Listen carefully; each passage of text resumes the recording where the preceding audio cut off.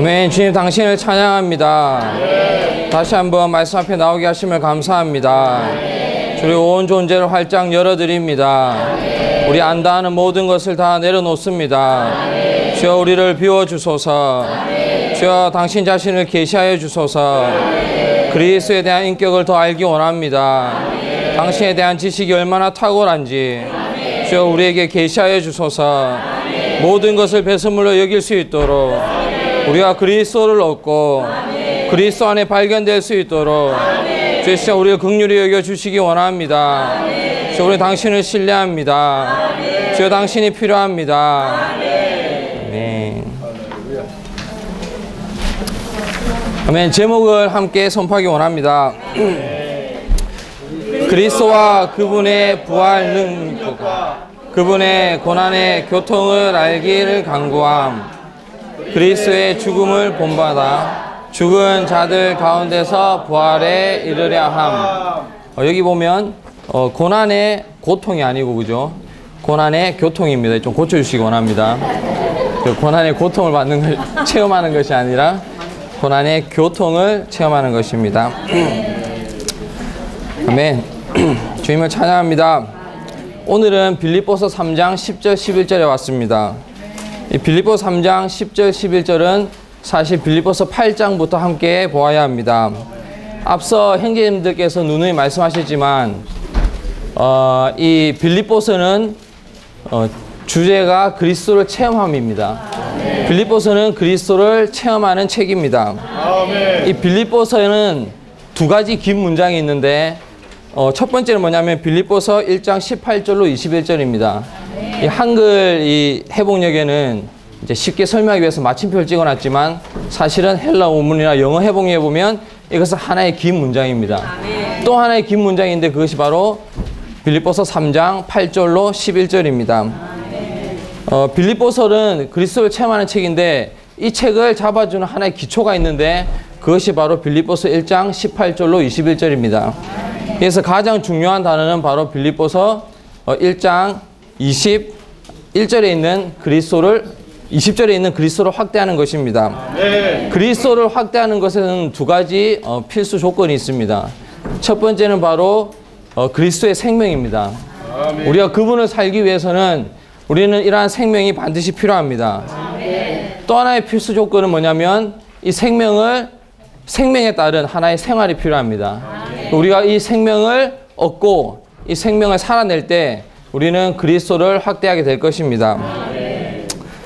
아멘. 이 그리스도를 확대하기 위해서 우리에게 필요한 것은 바로 예수 그리스도의 영에 넘치는 공급입니다. 여기서는 그 영에 예수 그리스도의 영이라고 말하고 있습니다. 예수는 예수의 영이라고 할 때는 그분의 고난을 함께 포함시킵니다. 그분은 태어날 때부터 십자가에 못 박힌 생활을 하셨습니다. 그리고 인생을 사실 때도 십자가에 못 박힌 생활을 하였고 결국 십자가에 못 박혔습니다. 만약에 주님이 그러한 생활을 살지 않고 33년 반이 지나서 십자가에 못 박혔다면 아마도 물론 못 박히셨겠지만 이러한 생활을 못 박힐 수 없었을 것입니다. 그분이 오늘 하루 십자가에 못 박히고 그 다음날 또 십자가에 못 박히고 이러한 생활을 33년 반 동안 사시다가 결국 십자가에 못 박힌 생활을 사셨습니다. 그리스도의 영이라고 할 때는 그분의 부활을 말하고 있습니다. 예수는 고난과 한마디로 얘기하면 그분의 죽음을 얘기하는 것이고 그리스도의 영은 부활을 말하고 있습니다. 아멘. 우리가 그리스도를 체험하는 것에 기초를 놓아주는 이 빌립보서 1장 19절 20절에서 우리에게 필요한 조건은 뭐냐면 바로 죽음과 부활입니다. 우리가 그리스도를 체험한다고 할 때 우리는 그분의 죽음과 하나 되어야 하고 그분의 부활 능력을 체험해야 합니다. 우리가 많은 때 우리 자신을 체험하면서 그리스도가 우리에게 그냥 체험에 더해지시기를 원하고 있습니다. 하지만 그리스도를 체험한다고 할 때는 우리는 그분의 죽음과 하나 되어야 하고 자신이 처리되어야 하는 거죠. 그 다음에 우리는 그분의 부활을 체험해야 합니다. 우리가 알고 있는 바울은 아주 진취적이죠. 이렇게 젊고 강하고 무엇이든 할 수 있을 것 같고. 근데 우리가 빌립보서 1장에서 빌립보서 쓸 때 당시에 바울을 한번 생각해 보면 역사서에서 분명하게 나와 있지 않지만 바울은 이때 나이가 60이 넘었습니다. 노인이었죠. 우리 지금 여기로 치면 우리 그죠? 60 이상 되신 기력이 없고 그죠? 늙으신 영안에서는 강하시지만 바울은 그러한 상황이었습니다. 그리고 바울은 병도 있지 않았습니까? 주님께 3번이나 구할 정도로 큰 병이 있었습니다. 그리고 재수였습니다. 재수가 말하는 거 보셨습니까? 재수는 고문받고 신문당하고 고난받고 이게 재수입니다. 간수가 말하면 그대로 해야 되고 쇠고랑을 차야 되고 이것이 바로 재수입니다. 바울은 굉장히 큰 제한을 받고 있었습니다. 근데 이 상황에서 그리스도를 살고 확대했습니다. 이때 아마 가이사가 네로였을 것입니다. 폭군이었죠. 근데 이 네로의 이 가이사의 식구의 몇 명도 구원을 받았습니다. 한번 생각을 해보십시오. 우리는 생각해 봐야 돼요. 바울이 이것을 말로 전했을 거라 생각하지 않습니다. 재수가 어떻게 말로 복음을 전합니까? 말로 전한 것이 아니라 그 안에서 기쁨이 충만하였고 그리스도가 확대된 것을 볼 수가 있습니다. 이것이 바로 빌립보서의 기초입니다. 우리는 이러한 빌립보서 1장 18절 21절에 이러한 기초, 죽음과 부활을 체험하는 이 기초 위에 우리는 그리스도를 체험하고 해서 그 절정에 이르는데 그것이 바로 3장입니다. 3장은 에베소서와 같이 빌립보서의 심장부라고 말할 수 있습니다.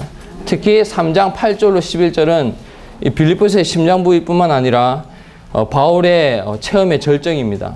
바울이 체험한 그리스도의 정점이라고 할 수 있는 바로 이 부분입니다. 아멘. 주님을 찬양합니다. 아멘. 먼저 말씀을 좀 함께 읽기 원합니다. 아멘. 빌립보 3장 8절에서 11절입니다. 아멘. 영을 사용해서 기도하는 마음으로 아멘. 함께 읽기 원합니다. 아멘. 그럴 뿐만 아니라 내가 모든 것을 또한 해로운 것으로 여기는 것은 내 주 그리스도 예수님을 아는 지식이 가장 탁월하기 때문입니다. 내가 그리스도 때문에 모든 것을 해로운 것으로 여기고 그 모든 것을 배설물로 여깁니다. 그래서 내가 그리스도를 얻고 그리스도 안에서 발견되려고 합니다. 내가 가진 의는 율법에서 나온 의가 아니라 그리스도를 믿음으로 말미암아 얻은 의, 곧 믿음에 근거하여 하나님에게서 나온 의입니다. 나는 그리스도와 그분의 부활 능력과 그분의 고난의 교통을 알고 그분의 죽음과 같은 형상을 이루어 어떻게 해서든지 죽은 사람들 가운데서 뛰어난 부활에 이르고자 합니다. 여기 8절 아까 말씀드렸지만 8절에서 11절까지 하나의 긴 문장입니다. 여기에 헬라 원문이나 영어 해복열 보면 여기 마침표가 없습니다. 이것은 이 문장 구조는 매우 점진적으로 되어 있습니다. 9절이 없으면 우리가 8절을 이룰 수 없고 10절이 없으면 9절을 이룰 수가 없습니다. 거꾸로인가요? 어쨌든 8절이 있어야 9절이 있고 9절이 있어야 10절이 있고 10절이 있어야 11절이 있습니다. 우리에게 가장 먼저 필요한 것은 바로 그리스도 예수님 아는 지식의 탁월함이 필요합니다. 이러한 탁월함은 우리로 하여금 모든 것을 배설물로 여기게 합니다. 그때 우리는 그리스도를 얻고 그리스도를 발견하게 됩니다. 이제는 더 이상 율법에서 나온 의가 아니라 그리스도를 믿는 믿음 안에서 나온 의입니다.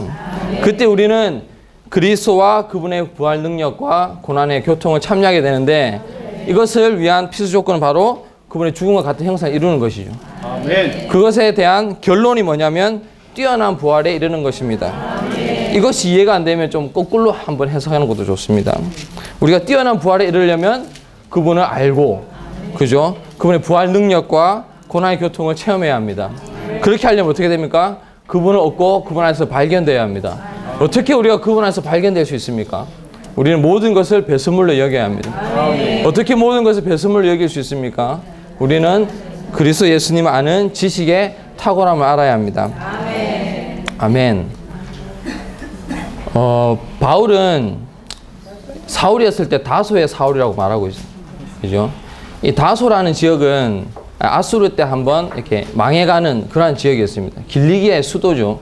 근데 알렉산더 대왕이 이 길리기아에 있는 다소 지역을 살리면서 문화의 도시로 만들어버립니다. 이제 미국으로 치면 이제 대학가죠.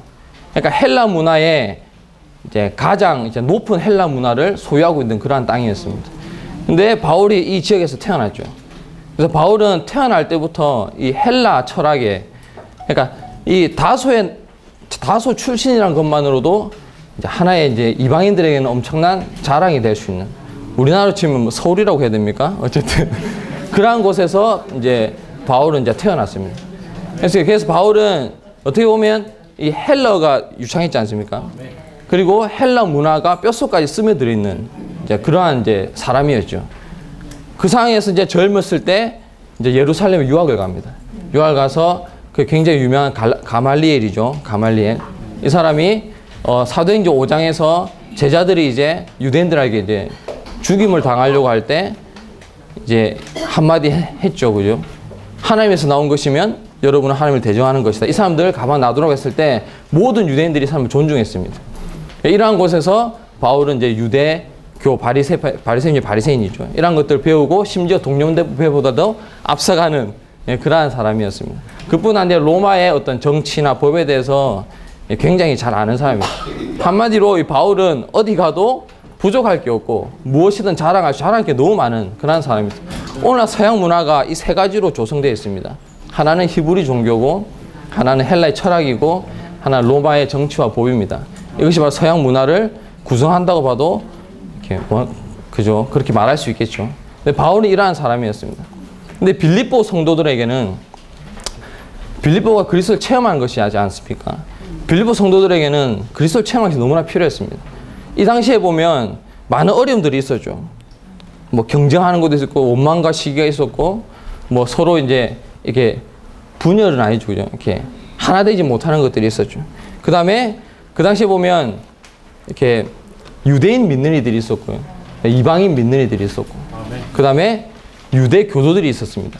유대 교도들이 얼마나 열성적이냐면 사람을 개인적으로 찾아가서 이 유대교의 율법이 어떠하면 주입해 주려고 이렇게 굉장히 열성적인 사람들이었어요.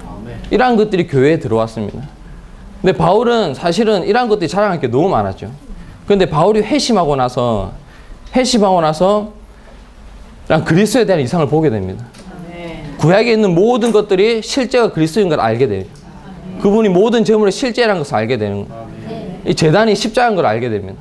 그분이 생명이신 걸 알게 되고, 생명이 주는 영이시고, 마지막 아담이고, 둘째 사람인 것을 보게 됩니다. 이런 많은 계시들이 바울에게 쏟아져 내려옵니다. 그러니까 이러한 계시를 보았을 때 몸에 머리이시고 머리에 몸이시고, 그분은 뭐 아론보다 뛰어나신 분이 모세보다 뛰어나고, 이런 많은 이상들을 봤을 겁니다. 아마 이러한 계시를 하나하나 봤을 때마다 바울은 아마 기뻐 뛰었을 겁니다. 우리도 마찬가지지 않습니까? 이미 다 열려 있지만 우리가 기도 가운데 이러한 계시를 봤을 때 우리는 그죠? 주님께 무릎 꿇고 울고 기뻐하고, 아마 바울도 많이 울었을 겁니다. 놀라운 계시를 보고 나서. 이러한 계시를 봤을 때 어떻겠습니까? 마지막 아담인 걸 보았습니다. 둘째 아담이라 하지 않고 마지막 아담이에요. 아담이 있었고 둘째 아담이 누구? 가인입니까? 아벨입니까? 어쨌든 많은 아담들이 있었습니다. 6,000년 동안 많은 아담들이 있었지만 그리스도는 이 아담을 종결시켰습니다. 그래서 그분은 마지막 아담이라고 말하고 있습니다. 마지막 사람이라 하지 않고 둘째 사람이라고 하죠. 이 땅에는 두 사람밖에 없습니다. 옛사람과 새사람. 그분은 둘째 사람. 우리가 그분과 연결될 때 우리는 그죠? 둘째 사람 안에 속해 있는 거죠. 이러한 계시들을 보았습니다. 바울은 이러한 계시를 봤을 때 우리가 이러한 계시를 봐도 마찬가지지 않습니까? 이러한 것들이 유대 종교나 헬라 철학이나 로마 이러한 것들이 너무나 하찮게 보였을 겁니다. 모든 것이 배설물을 여길 수밖에 없었을 것입니다. 오늘날 우리에게 필요한 것이 바로 이러한 것입니다. 우리에게 필요한 것은 바로 탁월한 지식입니다. 그리스도에 대한 탁월한 지식이 너무나도 필요합니다. 아멘. 주님을 찬양합니다. 아멘. 이제 개요를 좀 보기 원합니다. 아멘. 1번입니다. 그리스도와 그분의 부활 능력과 그분의 고난의 교통을 알기를 간구함. 자, 이것을 하기 전에 오늘의 말씀 내용은 사실은 빌립보 3장 10절과 11절입니다. 근데 이 라이프 스타디를 추구해 보시거나 이 말씀을 추구해 보면 우리에게는 사실 10장 11절보다 더 필요한 것은 바로 이 8절과 9절입니다. 아멘. 여기 보면, 그래서 조금 더 설명하겠습니다. 여기 보면 우리가 모든 것을 배설물로 여기고 나서 그리스도를 얻고 그리스도 안에서 발견된다고 말하고 있습니다. 우리가 그리스도를 얻는다고 할 때 이것은 무엇이냐면 그분에 대한 지식의 탁월함을 얻는 것입니다. 그죠? 이상수님께서 마지막에 돌아가시기 전에 4가지 우리가 협력해야 될 것을 말씀하셨죠. 그 첫 번째가 뭐냐면 이 사역의 말씀 안으로 밤낮 뛰어 들어가는 것입니다. 그 다음에는 그리스도를 살고, 아멘, 그리스도를 체험하고, 그 다음에 몸의 모든 원칙을 지키는 이기는 자들이 되어라고 합니다. 근데 우리가 첫 번째 필요한 것은 무엇이냐면 바로 밤낮, 우리가 직장 생활을 하든 공부를 하든 우리 밤낮 이 사역의 말씀 안으로 뛰어 들어가서 우리는 이러한 것들을 캐내어야 합니다. 여기 보면 9절에는 발견된다는 얘기가 나와 있습니다. 이 발견된다는 것은 그분 안에 있는 것과 조금 다릅니다. 이 발견되는 것은 무엇이냐면 우리가 이제 그죠, 우리가 주님 앞에 기도하고 말씀을 먹고 주님 앞에 나갈 때가 많지 않습니까? 그때 우리는 그분 안에 있다는 것을 느낍니다. 우리가 우리의 감정과 생각 가운데 있었지만 주님께 돌이켜서 우리가 기도할 때 우리는 그분 안에 있게 됩니다. 근데 그분 안에 있는 것은 다른 사람에 의해서 발견되진 않습니다. 우리가 그분 안에 있는 것을 그 누가 어떻게 알 수 있습니까? 근데 발견된다고 하는 것은 보이는 것입니다. 이 발견되는 것은 무엇과 연관이 있냐면 인성과 연관이 있습니다. 우리가 말하는 어떤 윤리적인 도덕적인 이러한 인성을 말하는 것이 아니라 신상 속성들이 사람의 미덕에서 표현된 그러한 인성을 말하고 있습니다. 그래서 이상수님께서 이 메시지 가운데서 바울의 인성을 이렇게 7가지로 정의를 했습니다. 제가 한번 불러드리겠습니다. 그 첫 번째가 무엇이냐면 특출한 사랑입니다. 특출한 사랑. 우리는 원수까지도 사랑하는 특출한 사랑을 가지고 있죠. 이게 특출한 사랑입니다. 두 번째는 무엇이냐면 무한한 관용입니다. 무한한 관용. 관용은 용서하는 것이죠. 용서는 잊어버리는 것이고 우리가 누군가를 사랑할 수 있습니다. 어떤 지체를 사랑할 수 있지만 나에게 어떠한 것을 했던 것은 결코 잊을 수가 없죠. 잊을 수 없고 용서할 수가 없습니다. 두 번째가 무한한 관용입니다. 세 번째는 비할 데 없는 신실함. 우리가 한 사람에 의해서 비할 데 없는 신실함이 필요합니다. 그죠? 우리가 목양을 하는데 한 며칠 하다 그만두고 이러면 안 되겠죠. 이 사람이 어떠하든 나에게 실수를 하든 사랑하지 않든 그죠? 용서가 필요하든 어쨌든 우리는 신실하게 사람을 대할 필요가 있습니다. 네 번째는 절대적인 겸손입니다. 이 절대적인 겸손. 그 다음에 5번째가 최고의 순수성. 그죠? 그 다음에 6번째가 지극히 뛰어난 거룩과 의입니다. 우리는 주님 앞에서는 거룩해야 되죠. 분별돼야 하지만 사람 앞에서는 지극히 의로워야 합니다. 7번째가 밝음과 고듬입니다. 밝고 고든. 자, 이러한 것들을 말씀하셨죠. 아멘. 우리가 그분 안에 있을 뿐만 아니라 이러한 인성이 우리가 그리스도 삶으로 더해질 때 우리는 그리스도 안에서 발견된다고 말할 수 있습니다. 그러면 옆에 지체를 한번 안 보셔도 되지만 한번 생각해 보십시오. 한번 물어보십시오. 저를 보면 어디에서 발견되는지 한번 스포츠 안에서 발견되는지, 그죠? 아니면 어떤 논리 안에서 발견되는지, 사상 안에, 감정 안에서 발견되는지. 바울은 그리스도 안에서 발견되는 사람이었습니다. 네, 주님을 찬양합니다. 아멘. 이렇게 할 때 우리는 그리스도를 체험하게 됩니다. 나머지 부분은 개요를 읽으면서 하나하나씩 함께 누리기 원합니다. 아멘. 자, A의 계시와 체험입니다. 자, A, B, C는 전부 다 그리스도를 아는 것에 대한 것입니다. 자, 우리는 계시가 필요하고 그 다음에 체험이 필요합니다. 우리가 잘 알고 있는 에베소서에는 2가지 큰 기도가 있죠. 위대한 기도가 있습니다. 첫 번째 기도는 무엇이냐면 계시를 위한 기도였습니다. 지혜와 계시의 영을 우리에게 주셔서 우리가 하나님을 알게 하기를 구했습니다. 이것이 바로 첫 번째 우리에게 필요한 것입니다. 먼저는 우리가 계시가 필요합니다. 바울은 스스로 계시를 얻었습니다. 기도 가운데 모든 구약의 것들이 열려서 신약에 적어놨죠.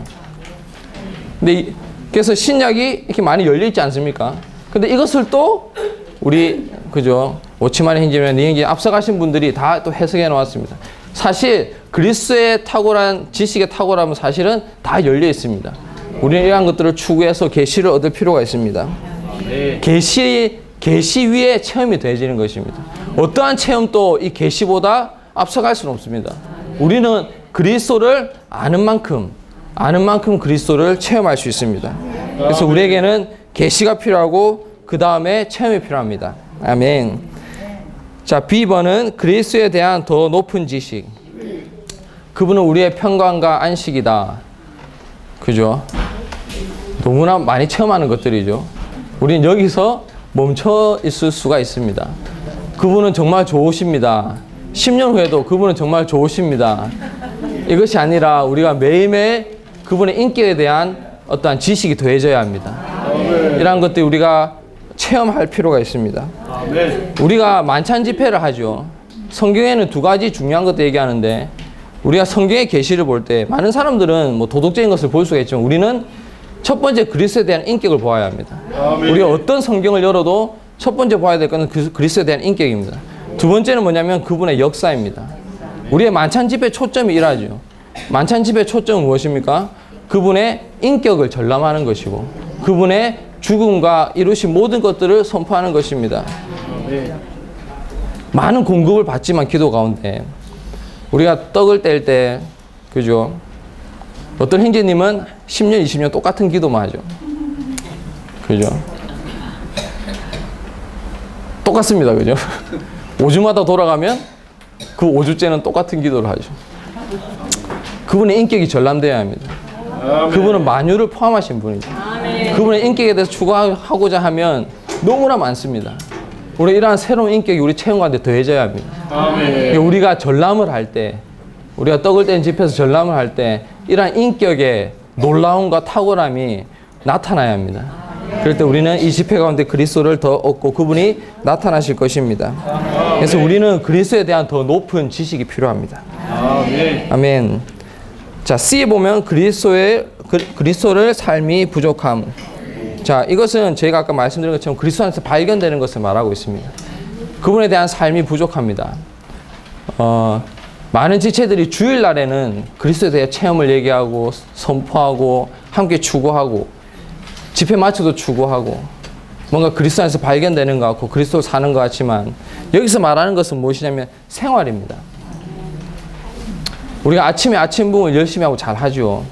하고 나서 계시를 얻지만 계시를 얻는 것과 생활하는 것은 엄연히 다른 것입니다. 우리가 높은 계시를 얻고 그분 앞에 무릎 꿇고 울고 많은 것들을 얻을 수 있지만 우리가 생활 가운데 일을 처리하는 방식에서 어떻습니까? 우리는 노하우가 있습니다. 우리는 어떻게 해야 잘 알고 있습니다. 너무나 잘 알고 있습니다. 어떤 형제가 찾아와서 고민을 얘기하죠. 자매들 대학생들 목양 많이 하지 않습니까? 이 대학생들이 오면 너무나 많은 체험들을 가지고 있습니다. 답을 이미 알고 있죠. 그리스도가 나타나기보다는 우리의 윤리와 도덕과 우리가 알고 있는 것들 이러한 것들이 많이 나타나죠. 그래서 우리는 생활 가운데 심지어 뭐 옷을 하나 입는 것도 그죠? 아멘. 제가 이런 말 하기 너무 부끄럽지만 어쨌든 우리는 이러한 삶이 너무나 필요합니다. 먼저는 우리는 그분의 지식의 탁월함이 너무나 절실히 필요하고 아멘. 그 후에는 그분을 사는 것이 너무나 필요합니다. 아멘. 아멘. D번입니다. 함께 읽기 원합니다. 부활의 능력 안에서 그리스도를 체험함. 부활의 능력 안에서 그리스도를 체험함. 이 능력은 우리가 알고 있는 에베소서에 나와 있는 사중 능력을 말하고 있습니다. 첫 번째 능력은 무엇입니까? 죽음에서 그분을 살리셨죠. 그분은 죽고 나서 음부로 가셨습니다. 음부에서 3일 동안 계셨죠. 음부에는 모든 악한 영들과 많은 것들이 있습니다. 그죠? 죽음이 있고 어둠이 있고 사망이 있고 이런 것들이 있습니다. 근데 그분은 두루 다니시고 아마 악한 자와 이런 악한 영들은 그분의 경륜을 잘 알고 있습니다. 그죠? 아마 그분이 부활하지 못하도록 많이 막았지 않겠습니까? 모든 음부의 죽음들이 막고 있었을 겁니다. 근데 그분은 이것을 초월하셨습니다. 부활하셨습니다. 이러한 능력입니다. 뿐만 아니라 승천한 능력이죠. 그죠? 그분은 하나님의 오른편에 앉으셨죠. 이 능력 어떤 능력입니까? 우리 땅에는 귀신들이 있죠. 우리 보이지 않지만 영적인, 그죠? 공중에는 악한 영들이 있습니다. 그죠? 다니엘의 기도가 올려지는데 여러 주가 걸리지 않았습니까? 아멘. 이러한 영들이 있습니다. 공중 권세 잡은 자가 있죠. 그죠? 근데 이러한 것들을 초월하는, 한 번에, 그죠? 초월하는 그러한 능력입니다. 이 부활 능력은 어디 있냐면 지금 우리 영 안에 있습니다. 아멘. 그분이 우리에게 부활 능력을 주셨습니다. 아멘. 우리가 영으로 돌이킬 때마다 우리는 이 부활 능력을 체험할 수 있습니다. 아멘. 부활 능력을 체험하기 위해서는 먼저 죽음과 고난이 필요합니다. 아멘. 주님을 찬양합니다.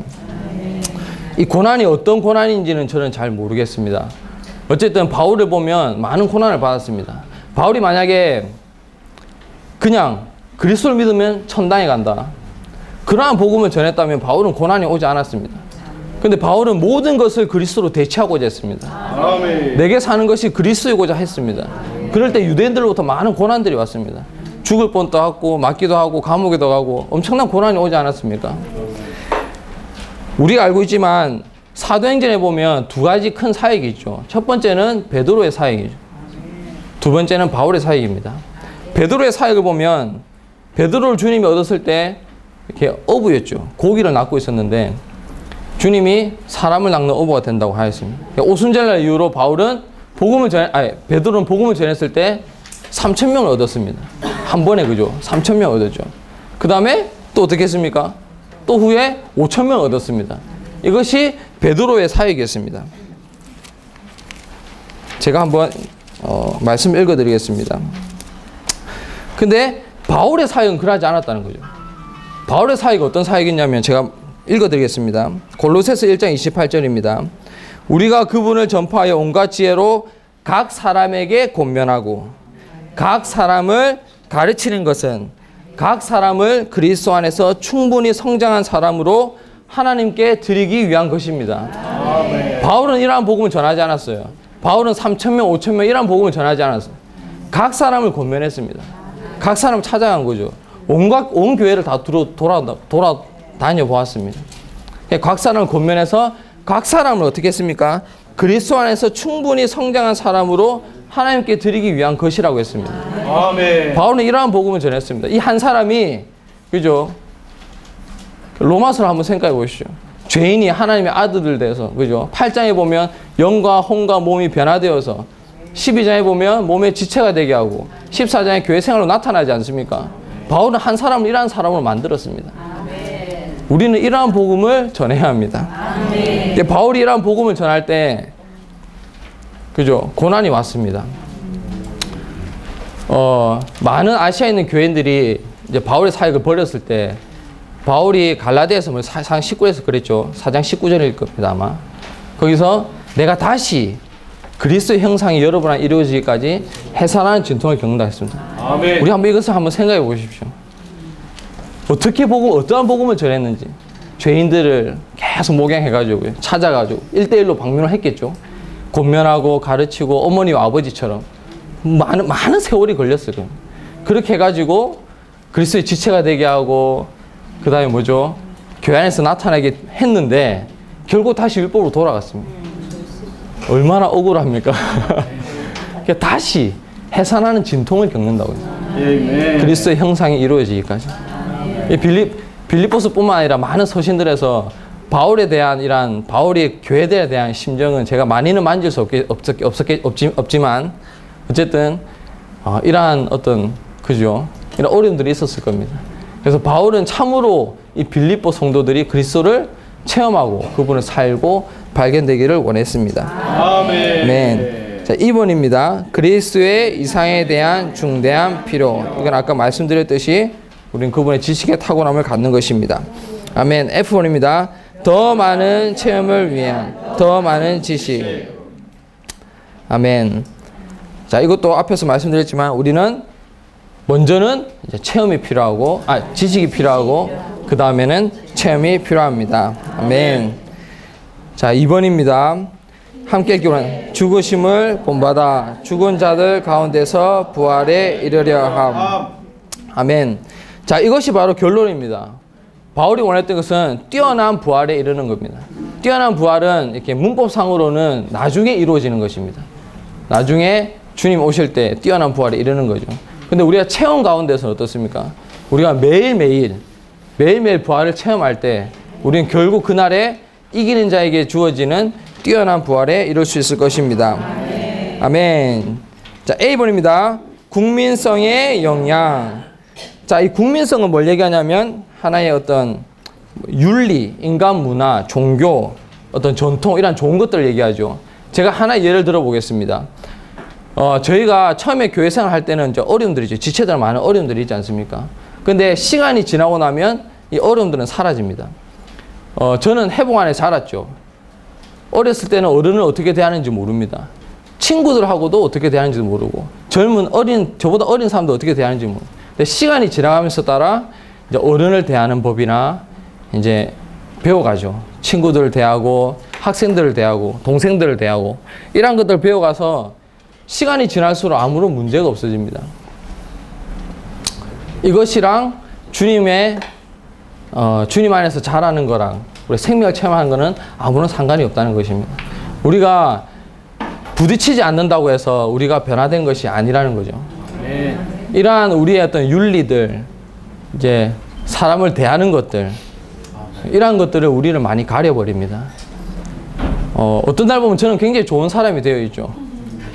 뭐 아니겠지만 뭐 예의도 바르고 뭐 예를 들면 그죠? 가끔 많은 칭찬을 받죠. 근데 주님 앞에 가보면 생명은 전혀 자라있지 않는 거예요. 어떤 요령만 배우는 거죠. 그죠? 지체도가 문제도 없습니다. 그죠? 아멘. 이러한 것들이 우리를 많이 대체합니다. 특히 우리의 윤리들. 그죠? 그분의 신상 속성들 살아낸 미덕과는 완전히 별개인 거죠. 비교할 수 없는 이런 윤리들과 이런 것들은 우리를 가려버립니다. 아멘. 그래서 이제 국민성의 영향, 이런 영향을 굉장히 많이 받죠. 특히 동양인들은 뭡니까? 이제 윤리, 그죠? 어른을 대하고 이런 것들이 이제 중요한 어떤 항목이죠, 그죠? 이런 것들은 우리가 이런 것들을 더 뛰어나서 살아야 되는 건 이런 걸 살지 말라는 게 아닙니다. 우리가 건방지게 행동하는 것이 아니라 우리는 이런 미덕들을 통해서 이런 것들을 뛰어넘어야 합니다. 아멘. 네. 자, B번입니다. 그리스도를 아는 지식의 탁월함이 필요함. 아멘. 자, 이건 앞에서 말씀드린 것처럼 그리스도 아는 지식의 탁월함이 필요합니다. 자, C번입니다. 그리스도의 부활 능력. 아멘. D번입니다. 그리스도의 죽으심을 본받음. 아멘. 그리스도의 죽으심을 본받음. 아멘. 자, 여기 보면 우리가 그리스도를 이제 체험하는 방면, 제가 아까 말씀 안 드린 것인데, 이제 다시 얘기하면 8절에서는 그리스도에 대한 지식이죠. 그리스도를 아는 것은 지식으로 아는 것이고, 10절에 있는 그리스도를 아는 것은 체험적으로 아는 것이죠. 아까 다 설명했지만, 근데 이 그리스도를 체험하는 것에 관한 이 체험으로 아는 것, 여기에 필요한 것은 그리스도의 죽으심을 본받는 겁니다. 여기 보면 빌립보서에 많은 어려움들이 있었잖아요. 아까도 말씀드렸지만 뭐 유대 교도인들, 심지어는 에피쿠로스 학파들 있죠, 그죠? 그 육체를 이렇게 육체의 어떤 배가 우상이라고 하지 않았습니까, 그죠? 그래서 이제 어떤 육체의 쾌락 이런 것들이 들어와 있었죠. 헬라 철학 많은 것들이 있었고 서로 마음이 안 맞고 서로가 서로를 높이는 이런 것들이 많이 있었죠. 그때 뭘 했냐면 그리스도 바울이 말하기 2장에서 뭘 했습니까? 우리가 그리스도에게서 배우라고 말하지 않습니다. 우리 저번 시간에 다 했지만 그리스도에게 배우라고 말했잖아요. 어떤 걸 배우냐면 낮아지는 것을 배우라고. 한마디로 얘기하면 그분의 죽으심을 본받는 것입니다. 우리가 이 모든 빌립보서에 있는 안 좋은 배경들을 해결할 수 있는 방법은 그분의 죽으심을 본받는 것입니다. 아멘. 우리가 어떻게 죽으심을 본받을 수 있습니까? 부활의 능력을 통해서. 그분은 먼저 죽고 부활하셨죠. 우리는 부활의 능력이 먼저 오는 거죠. 우리가 이 부활의 능력을 살고 할 때에 우리는 기꺼이 이제 죽을 수 있는 거죠. 그죠? 교회 안에서 많은 의견들이 우리를 죽입니다. 우리가 의견을 내서 여러 사람들을 죽이죠. 의견을 내지 않음으로 자신이 죽죠. 우리는 어쨌든 이 의견에서 죽습니다. 어떤 사람은 교회 안에서 말만 합니다. 아무것도 안 해요. 그죠? 말만 하죠. 그러면 그걸 듣는 사람들은 어떻게 생각합니까? 이 형제는 말만 한다 하면서 의견을 냅니다. 그럼 이 사람도 살아있는 거죠. 말하는 사람도 살아있는 사람이고 그것을 받고 반응하는 사람도 다 살아있는 거죠. 우리는 죽어야 됩니다. 죽으시면 본받아야죠. 말하는 사람도 죽어야 되고 듣는 사람도 죽어야 됩니다. 생명과 조직의 차이를 제가 말씀드리겠습니다. 생명은 무엇이냐면 어떤 형제님이 이제 한마디로 회사처럼 오더가 떨어진 거죠. 이제 예를 들면 뭐 봉사 형제들이나 어쨌든 오더가 떨어집니다. 그죠? 그럼 우리 이것을 아멘 하고 받습니다. 이러면 조직이 되는 거죠. 안 하겠습니다. 이래도 조직이 되는 겁니다. 생명은 어떤 것이냐면 우리가 어떤 지체가 교통을 했을 때 어떤 요구를 하죠. 우리 주님 앞에 나가야 됩니다. 나가서 이것이 나와 천연적인 것과 상관없이 내가 해야 되는지 안 해야 되는지 주님이 느낌을 주십니다. 우리가 주님 앞에 나간다면 웬만한 건 다 주님이 하라고 하시겠죠. 그죠? 그래서 주님 앞에 나가서 우리가 이러한 느낌들 가지고 주님 아멘. 주님 정말 이것을 감당하기 원합니다. 이럴 때 이것은 생명이 됩니다. 그죠? 우리는 독재주의도 아니고 민주주의도 아닌 거죠. 어떤 사람이 말을 많이 하면 많은 사람들이 우리도 말하고 싶다. 그래서 결국 민주주의가 돼버리는 거죠. 교회는 이런 것이 아닙니다. 교회는 생명이 있는 곳입니다. 우리가 생명을 살고 아멘하고 그럴 때 우리는 이것이 생명의 교회가 되는 거예요. 근데 우리가 아무리 예의가 바르고 그래서 우리가 성격상 우리는 하겠습니다. 물론 이게 젊은이에게 매우 이렇게 필요한 어떤 성격이지만 제가 말한 말을 잘 받으시기 바랍니다. 제가 하는 말은 어쨌든 우리는 죽어야 된다는 거죠. 그런 죽음을 통해서 우리가 생명을 얻을 수 있습니다. 아멘. 자, 2번입니다. 인간의 생활에 의해 신성한 생명을 삶. 아멘. 자, F번입니다. 아멘. 자, 심각한 문제는 뭘 얘기하느냐면 아까 말씀드린 거죠. 우리는 그분에 대한 지식의 탁월함이 너무나 부족하고 두 번째는 뭐가 부족하다고 했죠? 그리스도를 사는 것이 무의식 중에 그죠? 무의식 중에 우리는 시간을 다 지나가 버리죠. 무의식 중에 어느 날 밤에 주님께 돌이켜오면 그리스도를 산 시간이 거의 없는 거죠. 아멘. 저 같은 경우는. 그래서 우리가 정말 이렇게 이상선생님이 하나의 팁을 주셨죠. 뭐랬을까? 습관을 길러라. 항상 주님께 돌이키고 그리스도 안에 사는 습관을 길러라고 말하고 있습니다. 그래서 이것이 심각한 문제예요. 오늘날 우리 교회에 필요한 것은 우리가 어떻게 이러한 우리의 오름과 시비와 원망과 이런 것들 다 없앨 수 있습니다. 우리는 첫 번째 그리스도에 대한 지식의 탁월함, 두 번째는 그리스도를 사는 것. 그러한 인성을 살 때 우리는 그리스도 안에 발견되는 것이 너무나 필요합니다. 자, 마지막 G번입니다. 아멘. 부활 안에서 과정을 거침. 자, 이거는 뭐냐면 아까 제가 말씀드린 것처럼 뛰어난 부활을 말하고 있습니다.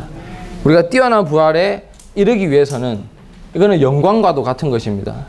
우리가 매일매일 영광이신 그분을 주입할 때 우리는 결국 영화롭게 되지 않습니까? 마찬가지로 뛰어난 부활은 우리가 매일매일 그죠? 부활을 체험할 때에 그죠? 우리의 감정에서도 우리는 부활해야 합니다. 우리의 생각 가운데서 부활해야 되죠.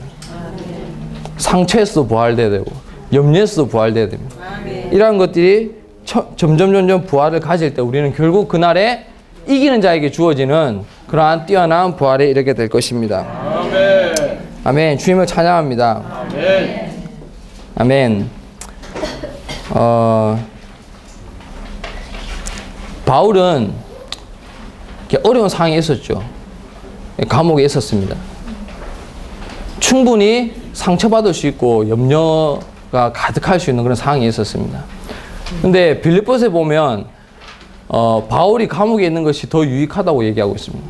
만약에 바울이 감옥에 있었는데 그리스도를 살지 않고 염려가 가득하고 상처를 받고 그러한 상황이었다면 온 교회가 두려움에 떨었을 것입니다. 나도 바울이 저렇게 하면 나도 잡혀가면 저럴 것인데. 근데 바울이 감옥에 있었는데 오히려 교회에게는 유익이 되었습니다. 심지어 빌립보서 1장 14절에 뭐라고 얘기해요? 대부분의 형제들이 확신을 가지고 두려움 없이 담대하게 하나님의 말씀을 전했다고 말하고 있습니다. 바울이 이러한 생활들, 그리스도를 표현하고 그리스도를 살고 그리스도를 어려운 상황에서 확대했던 것들은 교회에게 많은 유익이 되었습니다. 아멘. 우리는 어떻습니까? 많은 상처와 염려로 가득하죠. 우리 일단 교회 생활하면 상처를 받지 않을 수가 없습니다. 교회 생활은 심지어 중고등학생도 보면 상처가 가득하죠. 상처가 많습니다. 상처가 많고 라인지께서 뭐라 하셨냐면 우리의 상처가 치유되었을 때, 주님 앞에서 치유되었을 때 우리는 넓어진다고 했죠. 이 상처는 뭐냐면 누림이 없다는 겁니다. 우리 상처가 어떻게 누릴 수 있습니까? 누림은 혼에 있는 것인데, 우리 상처가 주님 앞에서 치유되었을 때 우리에게는 그러니까 누림이 되는 거예요. 우리 염려가 있을 때 우리는 기쁘지 않죠. 근데 염려가 치유됐을 때는 우리는 기뻐하는 거죠. 그래서 바울은 어땠습니까? 누림이 가득했고요. 그죠? 우리 상처받으면 그때부터는 폭탄을 안고 사는 거죠. 건드는 순간, 그죠? 폭발해버리는 거예요. 교회 안에 너무나도 절실히 필요한 것들이 많습니다. 아멘. 아멘. 주님을 찬양합니다. 아멘. 우리가 시간을 투자해서 그분에 대한 지식의 탁월함을 더 얻고 그리스도를 사는 습관을 세움으로써 우리가 정말 그리스도를 알고 그리스도의 부활 능력을 알고 고난의 교통을 알고 아멘. 뛰어난 부활에 이르기 원합니다. 아멘. 주님을 찬양합니다.